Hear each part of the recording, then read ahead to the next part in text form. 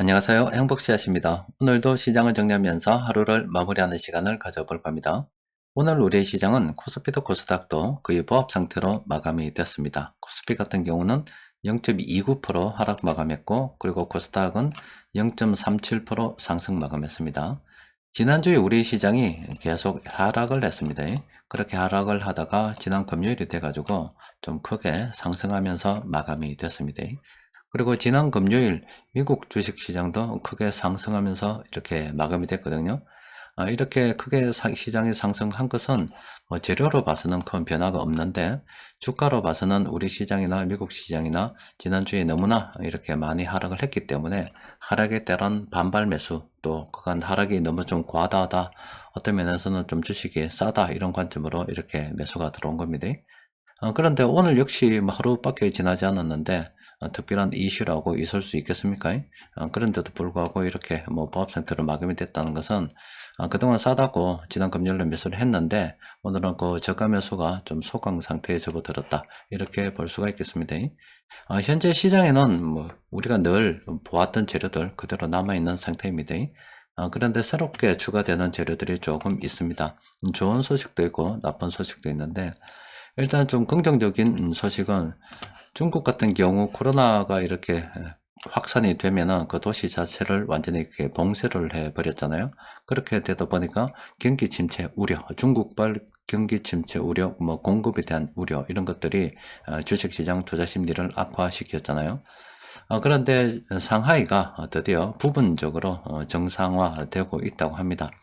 6월 1일 되면은 완전히 그 봉쇄 해제를 목표로 해서 조금씩 봉쇄 수위를 낮추고 있다고 합니다. 뭐 이런 것들은 시장의 긍정적인 요인으로 작용이 되겠죠. 그런데 또 다른 악재가 또 서서히 싹을 틔우고 있습니다. 러시아, 우크라이나 그 전쟁으로 인해서 에너지와 곡물 가격이 뭐 상승을 했습니다. 그리고 이런 상승은 우리 시장에 직접적인 영향을 미치고 있는 그런 상황입니다. 뭐 우리나라 같은 경우도 경유 가격이 휘발유 가격을 넘어서는 그런 거 여러분들 실제 경험하고 계시죠? 또 그리고 곡물 가격도 이렇게 급등을 하다 보니까 이 급기야 인도 같은 경우는 밀값을 갖다가 밀을 갖다가 수출 금지한다, 이런 거. 또 뭐 인도네시아 같은 경우는 팜유를 수출 금지하니, 이렇게 이집트 같은 경우는 밀가루 등 뭐 콩 이런 거 수출 금지, 이런 여러 가지 그 자국의 물가를 좀 보호하기 위해서 이런 원자료 내지는 농산물, 원재료 내지는 농산물을 갖다가 생산하는 그런 국가들이 수출을 금지하는 그런 조치들을 족적 취하고 있습니다. 그렇게 되면은 뭐 아무래도 수입에 좀 지장을 받을 수밖에 없겠잖아요. 그러면은 수입하는 입장에서는 다시 물가 상승이 걱정되지 않을 수가 없겠죠. 지금 우리나라 같은 경우는 뭐 전부 다 뭐 경유든 뭐든 다 수입해서 우리가 생활을 해야 됩니다. 그런데 최근에 이렇게 물가 상승이 커지자 미국 같은 경우 기준금리를 갖다가 급격하게 올리려는 그런 움직임이 있잖아요. 우리나라 같은 경우도 금리 역전에 대해서 걱정하지 않을 수가 없습니다. 그렇게 되다 보니까 급기야 기준금리 0.5% 인상설, 이런 이야기들까지, 그동안 참 우리나라에서 보기 힘들었던 이런 기사들까지 0.5%, 0.5%막 나오고 있습니다. 그러니까 참 우리나라 현재 경제가 참 어려운 상황에 처해가지고 있죠. 지금 수입을 많이 해야 되는 그런 상황인데 수입이 여러 가지 상황에 의해서 예의치가 않고, 또 수입 물가가 높아질 수밖에 없는 그런 상황이고, 또 미국에서 그렇게 금리를 올리다 보니까 우리나라 역시 기준금리를 빨리 올리지 않을 수 없는 그런 상황에 처해가지고 있고, 여러 가지 어려운 상황에 놓여 있습니다. 여러 가지 이런 물가 관련 뉴스, 아니면 뭐 봉쇄 관련 뉴스는 긍정적인 겁니다만은, 뭐 에너지, 곡물 가격, 이 전부 다 사안이 하나하나 중대한 그런 사안들입니다. 그런 사안이 시장에 영향을 미치는 그게 크기 때문에 투자자들도 쉽사리 방향을 정해서 움직이지 못하는 그런 상황이 지금 계속 이어지고 있습니다.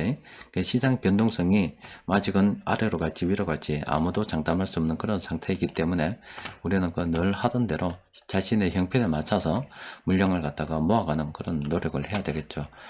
저 역시 이거 투자를 쭉 보면은, 지난 4월달하고, 그리고 이번에 5월달, 현재 진행 중인데, 그동안 이 주가가 많이 떨어졌잖아요. 그래서 저는 저가 매수 물량을 좀 더 늘려서 주식 비중을 조금씩 크게 늘려가고 있는 중입니다. 보시면은 여기 지난 11월, 12월, 1월 이때보다 2월 이때보다 제가 3월, 4월, 5월 들어서 계속 주식을 갖다가 이거 분할 매수하고 있는 상황이거든요.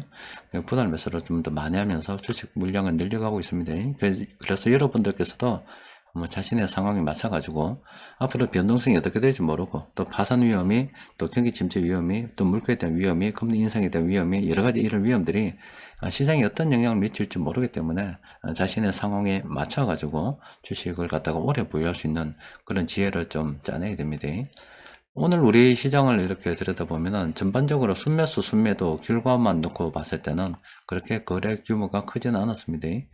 그리고 연기금 같은 경우는 일부 업종 이렇게 매수를 하는 것도 있었고, 사모펀드 쪽에서도 좀 엇갈리긴 합니다만 매수가 들어오고 있고, 또 기타계에서도 이렇게 물량을 매수하고 있는 그런 상황입니다.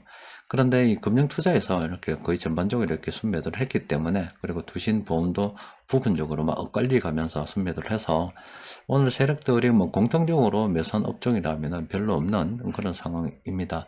그래도 우리가 좀 관심을 가져봐야 되는 거는 이렇게 서비스업, 유통업 이런 거는 좀 관심을 가져봐야 되겠죠.